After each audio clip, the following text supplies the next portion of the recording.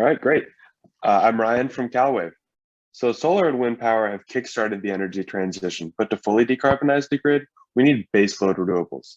The sun doesn't always shine and the wind doesn't always blow, but the ocean always makes waves. And Calwave has built a solution to unlock this massive resource.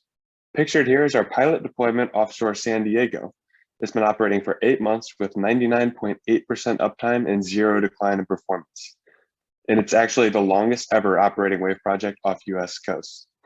In January, we received funding from the US Department of Energy to scale up to 100 kilowatts, and we'll deploy this system at the Calwave test site offshore Oregon in 2024.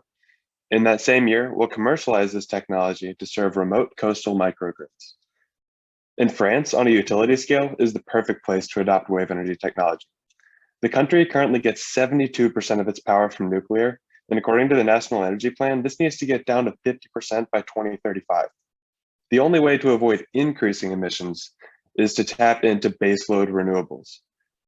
And because of the energetic waters of the North Atlantic, this makes wave power extremely attractive for France. Plus, wave farms can integrate with offshore wind farms, both increasing the power output and smoothing out the power production profile of offshore sites without significantly increasing costs, because wave farms and offshore wind farms share a majority of their supporting infrastructure. And then beyond the mainland, France actually has the largest exclusive economic zone in the world, where customers in the overseas territories pay large premiums to import diesel fuel for their generators. So taking into account all of these factors, France may very well be the best country in the world for wave energy development.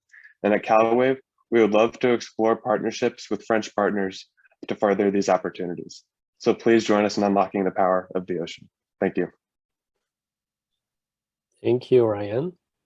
I now turn on to the jury for some questions. Yes, thank you for the pitch. I have a question regarding the cost of maintenance. Can you tell us a bit more about how you do this maintenance? Yeah. So I'm glad you asked that. So oftentimes people ask why hasn't wave power caught on? And that's because traditionally devices are either mounted on the seafloor or on the surface. And something about Calwave is that we actually generate power in between. So when you're on the seafloor, it's much harder to maintain. When you're on the surface, you're exposed to the harsh conditions of storms. But since we're close to the surface, but slightly submerged, we actually generate more power than if we we're on the surface. And it allows us to pull down closer to the seafloor during those harsh conditions. So it's mitigating the concerns of both of those past designs.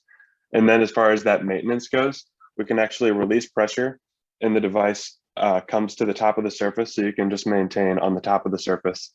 And then when we're deploying actually utility scale systems, we won't have to do that more than every other couple of years. So, maintenance is pretty,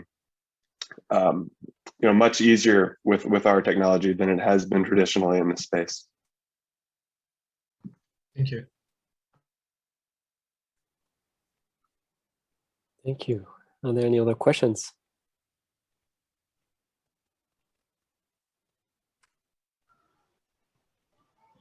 So how does the cost of energy produced by Calwave compare to other sources? Yeah, so right now, as I mentioned, our plan is to commercialize our 100 kilowatt systems in 2024.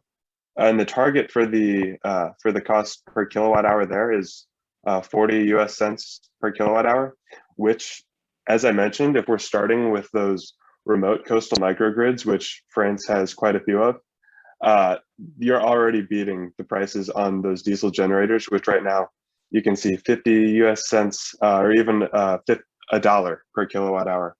So, really, if you're starting with those remote coastal microgrids, we're already beating that cost.